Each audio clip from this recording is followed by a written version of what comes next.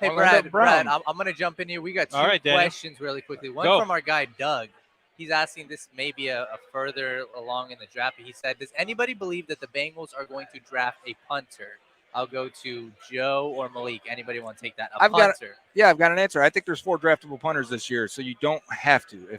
I don't think all 4 get drafted, and you can probably walk in and feel pretty confident and choose the Bengals as an undrafted free agent. Absolutely. That you got a good shot at that job. Kid from Michigan State, number 1 in your mind? It might be Turk from Oklahoma, but really? Okay. Yeah, I like the way Behringer from Michigan State developed. He had the lowest hang time during the season, but then when he showed up to the Senior Bowl and the Combine, he was completely different. Completely booming balls. I think that if they don't draft one in the 7th round, I think there's definitely going to be somebody signed in college free agency, and if there's a punter out there in the veteran free agency period we're talking about, there's going to be competition.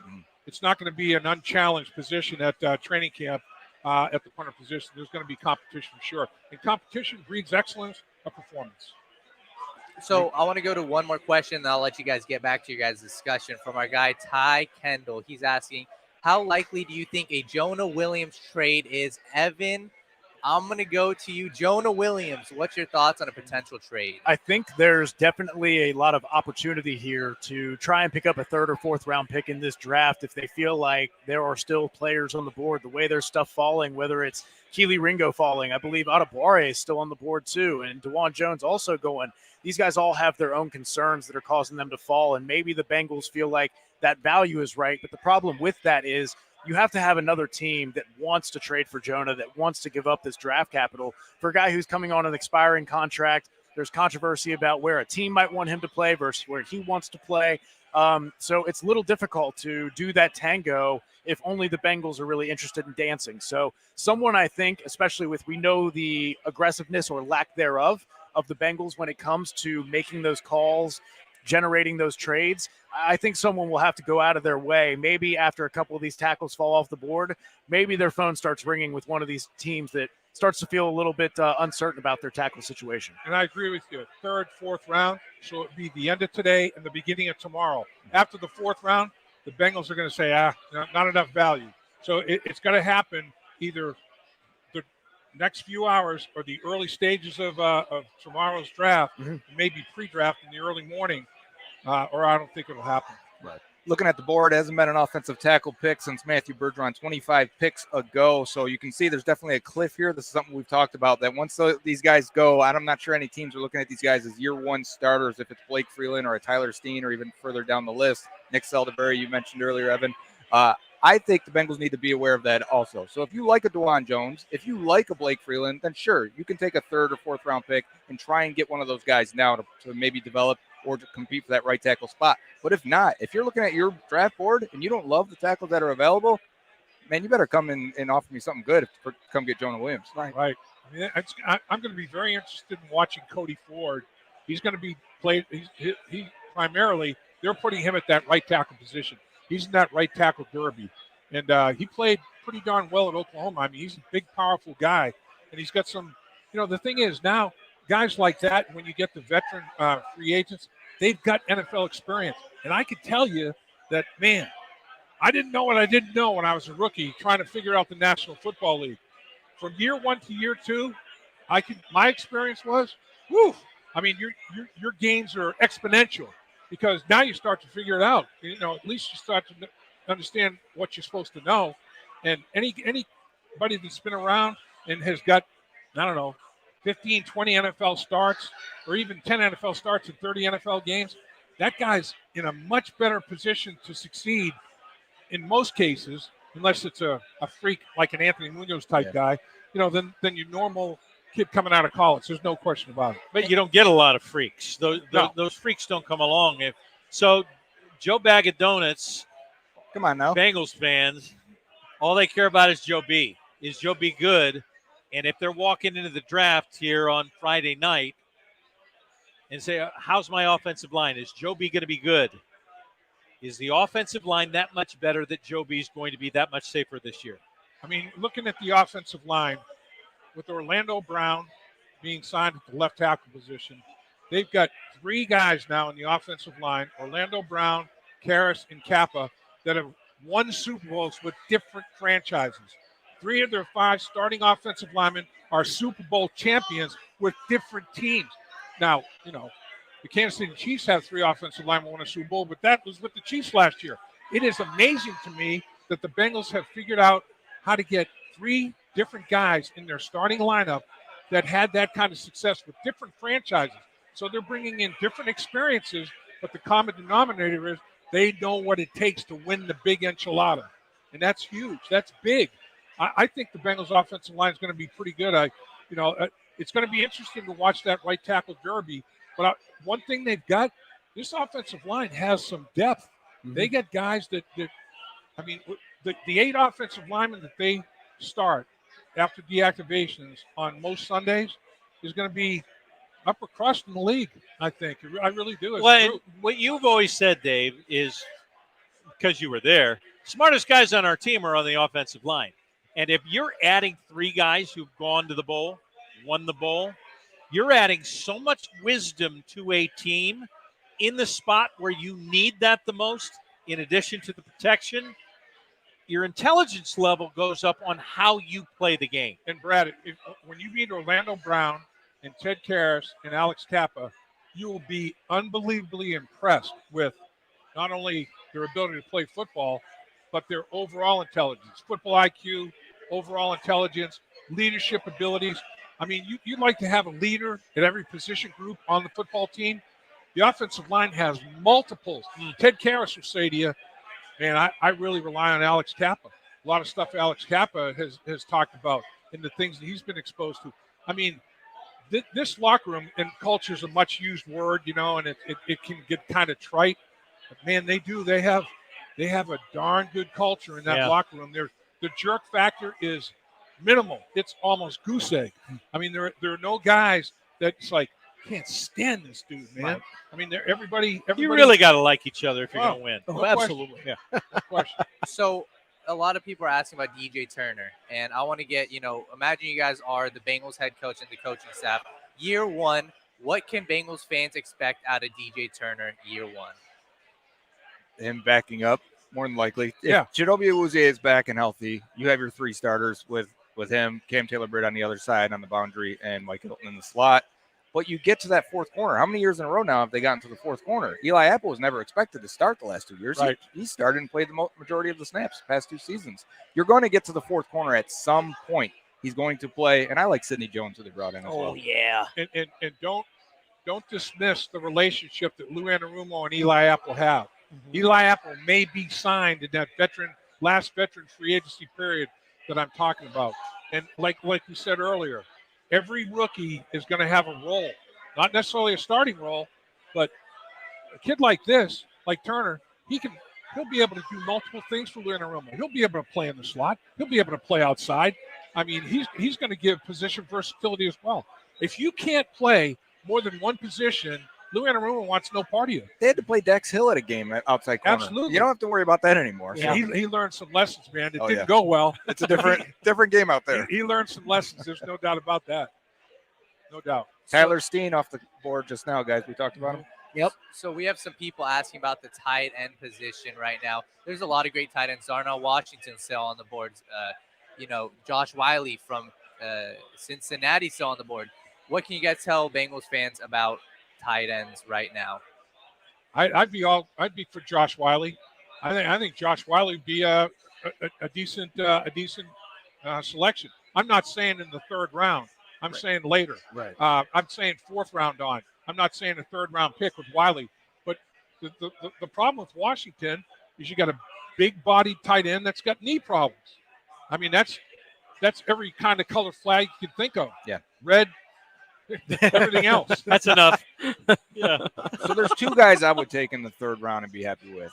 Tucker Kraft, as he keeps falling. Yes. I mean, he's a small school guy. You're seeing him blocking a lot of players that aren't going to play in the league, right? So, it's hard to get a full grasp of these guys when they're coming from FCS level football. But, and I'm going to say it again, another small school guy, Zach Kuntz. When you're 6'7", in the 100th percentile of athletes tested, looks like Mike Gesicki, runs like a deer, and he would be a big slot option for them. Those are only 2 I take in the 3rd round. When I saw Brenton Strange go off the clock a little bit ago, I thought, man, we're really starting to reach for these tight ends, and I think it's happening. Your boy at 6'7", a red zone target. It's the Empire State Building. I mean, Joe Burrow would be like, "Where's my skyscraper?" Oh, there he is. I mean, that red zone value on a guy with that third down, red zone value in the middle of the football field. It's like, man, that's a big radio tower right there. Easy to locate this dude. All right, you've run through a lot. Is there anything in the offensive backfield that this team helps themselves with in these later rounds? Oh, yeah, running back. Running back. There's a guy that I love, and I got ridiculed a little bit for it. Keaton Mitchell. Big him. You want to tell me that you guys love Jahmyr Gibbs and things of that nature? Keaton Mitchell's a weapon. He's a weapon. He's a little bit on the smaller side, but he's a guy that adds another weapon to this offense, another piece, and juice to the running game as well. I think Keaton Mitchell, you check it down to him, he's gone. He's gone. Dave's looking it up right now. Yes, it is Anthony Mitchell's son who played for the Bengals, if you remember. Yeah. Okay. We're talking about a guy 5'8", 180, blazing speed out of ECU, and they've had some guys like Chris Johnson come out of there. He has that glider style to him. But, yeah, 180, you kind of when does that guy come off the board? Is that 5th round or later? I think 5th round. Yeah. Okay, guys, how about this one? My broadcast partner, Dan Horde, has seen Spears out of Tulane. And he talked about Spears. He goes, man, I would not mind seeing the Bengals select Spears. If Spears is there in the 3rd round, is that too rich? I mean, he's projected 3rd, 4th round guy. Is that a fair projection? I think 3rd is awesome for him if his medicals are clear. He had 2 ACLs in his history, and I think so. Teams are it's gonna be different for everyone on their board. Sure. But yeah, Spears, you want to talk about a guy you can isolate and let him run routes. Look him at the Senior Bowl and how he got in and out of his breaks and cuts and just undressed linebackers in coverage, and he can block a little bit for a guy that's more of a finesse runner. He's willing. He is willing, and that's the first step. Yep. Are we at that spot medically where a guy who's done two ACLs that were good enough medically that you don't worry about a guy with 2 ACLs? I mean, LC Collins has had an ACL. He had ACL, PCL, MCL. He had the terrible triad. He ripped the whole thing up. But what they're doing now, they're putting these clips in there. It's like it's a bionic knee. I mean, the son of a gun is going to be stronger than it was before the injury. It's almost like, geez, even though I didn't rip anything up, can you give me some of those clips? Tommy John. Unbelievable. Yeah. It's amazing. Okay. It's amazing. Medicine is it's going to make athletes bionic. Yeah. It's ridiculous. Getting better and better and better. It is. The freaks will get freakier. Can I mention a running back that we didn't? Israel Abanikanda out of Pitt. Maybe the Say that youngest. again? Abanikanda. It'd be fun for you guys to say Abanikanda down the sideline, but It'll be Israel. yeah, it'd be Izzy goes by actually. Izzy, okay, it'd be Izzy. So the Lions just took Hendon Hooker. The slide is over. Wow. So Hendon Hooker is going to be battling with Jared Goff there. I was wondering when he was going to come off the board as well. I know that does not affect the Bengals in any way, shape, or form. But talk about ACL. Yeah, there's an injury question in itself. Yeah. So I want to go to a guy really quickly. The comments are saying Roschon Johnson. I want to get your thoughts right here. Roschon Johnson in the 3rd round potentially for the Bengals? I think they love Roschon, to be honest with you. I think he would. They look at him and say, that's a Samaje Perine replacement plus. He can pass protect, one of the best pass protectors in this. And it's really only Texas and Alabama and a little bit of UCLA that actually ask their running backs to make checks before they release. And so he's got experience doing that. He's got experience as a pass protector. He's not the fastest guy. We're talking a 4.6 range type, but neither was Perine. He would step in and be their 3rd down and 2-minute offense back right away. And I think that they have value in that. Again, I said earlier, I thought it was Bijan, then Charbonnet is the best inside gap runners. Roschon, same scheme, obviously, from Texas. He's the next one. He's the guy? Huh. Interesting. And are there others who are after him that he doesn't slip down to 92? Oh, yeah, there's a lot of running backs here that could probably end up going in this 3rd round. We mentioned Abanikanda, and, I think there is – we could see, based on my board here, we got a few guys, maybe 3 or 4 guys that could probably come off from this next round. And the way the Bengals offense is, and bear with me here, guys. I broke these numbers down, so I wanted to throw them out here at some point. Got to use them sometime. Yeah, exactly. Being wide receiver centric as they are, the Cincinnati Bengals, 4 wide receivers have combined last year for 238 catches, 3,058 yards, 25 touchdowns. The tight ends combined, 4 tight ends combined for 73 catches, 556 yards, 3 touchdowns. The 4 running backs combined for 103 catches, 796 yards, 9 touchdowns. So the running back that they draft has to be able to run routes and catch the football. I mean, that's going to be they're going to have to be able to run the route through because and obviously make themselves available as a check down person for Joe Burrow. And Joe, credit him, he got very, very patient and very, very adept at checking it down and taking what the defense gave him. He didn't force the issue. And I thought that took Joe Burrow's level of play to another level. And then all of a sudden they get impatient. Man, these checkdowns are killing us. They're catching it and they're picking up 12 yards. The defense coordinator starts changing things. Then all of a sudden you got them between the rock and the hard place. Then Joe starts hitting the ball down the field. So I've got a few backs here that led or had the most receptions in college football that are left. And we're looking at guys like Tank Bigsby at 61 career receptions. We had Roshan Johnson at 56, Evan Hall with 93 career receptions. And if you want a fast guy that has also caught the ball a lot, Devin A-Chain with 65 career catches. I expect him to go in the third round.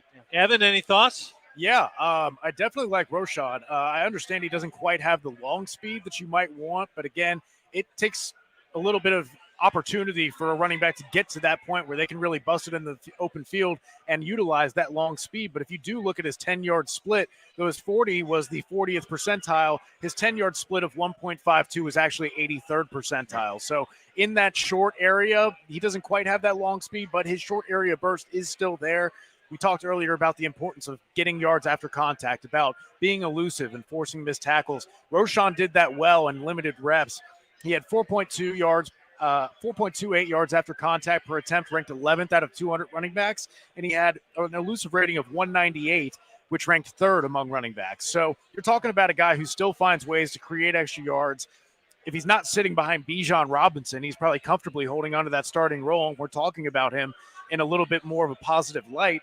But you're still talking about a guy who's got great contact balance, is elusive, can make you miss or go through you, and has great size and length. The guy is, I think, 6 foot and 220 pounds. So what you're looking for from a size profile. And he's one of the remaining backs here who gives you that kind of complete profile, both sides and what you want out of the production there. And even though he lacks home run speed, can be a little bit stiff sometimes and change of direction, I still think that would be a really optimal pick. And just to touch on Tajay Spears again, the medicals are concerning, but this is a guy much like Charbonnet, who he averaged 4.5 yards after contact, was fifth, 145.8 elusive rating was 14th. And the guy his start-stop ability is incredible. The ability to accelerate, threaten a defender, and then just stop on a dime and destroy that tackling angle. Let the momentum carry that defender. He is good at altering his strides and his pace like that to help destroy tackling angles in that way. He's got great cutting ability. His ability to bounce on that first cut is really good. And he gives effort in pass protection if it's not quite there. But like Joe and Dave referenced earlier, the will to pass block is what you're really looking for. Yep. You can worry about the technique later. So those are definitely two guys I like. And I already talked about Tank Bigsby and how much I like him. I think any of these guys would be valuable additions here. Dan Horde said he's tired of seeing Spears rip up UC. Because I'm telling you, this guy caused the UC Bearcats more problems than just about any skill guy that he's seen in a while. And I look at the lack of breakaway speed. You know, the Bengals drafted 2 running backs. Talked about Rex Burkhead still playing. Yep. Right around the same time, Giovanni Bernard just now retired. They have a history of not necessarily playing 25 years with the Cincinnati Bengals, but they get 25 years in the NFL. It seems like. I mean, they're Methuselah. You know, they're around forever. So if the Bengals can find somebody like that, and it's hard to keep them, it's a different era now with salary cap and everything that goes along with it. But they've had a track record of finding roles for running backs that don't have world-class speed. You know, I mean, they can work them into their offense and get good success out of it. 2 late guys then that could help the passing game and maybe fit like the Giovanni Bernard, or at least look like him a little bit. And that's Eric Ray out of Oklahoma, and maybe even little Deuce Vaughn out of Kansas State. He's tiny, but man, he may have the biggest heart out of this entire draft. He is, man. Yeah. Not the size of the dog in the fight; it's the size of the fight in the dog. It's a big dog in there. So we've got a question here from TJ Deller, and this is one that a lot of fans are asking: is defensive line off the board? And I'm gonna go to Malik for this one. Is defensive line off the board because the Bengals took one in the first round, or is it still best player available? I never say never. I wouldn't say that it's necessarily off the board, but I certainly think that you're getting to that point where there are going to be other positions that you have to, that you have a bigger need for right now at this point. And I think that it's going to be tough, especially when you see the run on tight ends. To Joe's point, the running backs. You even got to wonder at what point do they address the offensive line if they do. There's still some people out there, still some guys out there. So never say never, but I'd be hard pressed to see them draft the defensive lineman in the third round here. I'll tell you one interior defensive lineman that was heartbroken that went Benton. That dude, man, he can two gap a rhino. He can two gap an elephant. That guy's an immovable object up there, man. He is stout. To make it worse, he went to Pittsburgh. Pittsburgh. So we've got Bengals for Life is asking about Darnell Washington. Apparently, there's some medical concerns. But if Darnell is there at 92, are you guys taking him or are you guys passing up on him? These questions are always tough when it comes to medicals. We're not privy to that information usually. And so I can only go off what we've seen on tape and what we've heard. Yeah, he's worth the pick now, but you don't know with the medicals. It's hard to answer completely because it's all a risk reward. When it finally balances itself, he'll be picked off the board. So I think if he's still there, it tells you what teams are thinking. And Joe, to your point, during the draft cycle, guys sabotage, put information out there about a guy's medical and exaggerate it. So, maybe somebody decided to put information out there that his knees are in worse shape than they really are. Tyree Wilson, there was word out there that the foot injury that he's got may cost him the entire rookie season. Well, the Raiders said, yeah, so what? I'm picking him at number 7. So, sometimes it hurts a guy. Sometimes teams ignore it and they trust their own medical, but don't know exactly the status. And every team, if the guy has had an injury issue, they'll bring him in for a visit and they'll have their own doctors give him the entire medical examination, give him the thumbs up or thumbs down. Don't know how often that was done with this particular player, but that's the procedure. We've got somebody asking about DeAndre Swift, right? Steve Levine said DeAndre Swift. Would you guys trade for DeAndre Swift if you were the Bengals? Evan, I'm going to go to you on this one because apparently he's on the trade block. You know how I feel about giving up assets for running backs when generally we talked about the volume of quality prospects that you have in these middle tier rounds. You can find these guys that are only going to cost you less than $1 million, $2 million. You're talking about going from dedicating upwards of $15 million to the running back room to now you're dedicating 5 or less. That gives you almost a brand new starter elsewhere that you can fill a hole with. So I like the idea of staying cheap at running back. So I don't like the idea of giving up assets for another running back, particularly one who can't stay healthy. And obviously the Lions quite quickly soured on him. We're not feeling like he was in practice enough, was sitting out practices is some things I've heard before from other people. And they didn't like his work ethic, didn't feel like he had that that desire to be the best player he could be. And I think that's part of the reason that he is on the outs and that they prioritize Gibbs so high. So I would be reluctant, and I think that the Bengals have really made a point to get these captains, these high-character guys who love football and really want to do that. And I don't know that DeAndre Swift necessarily fits that profile for them.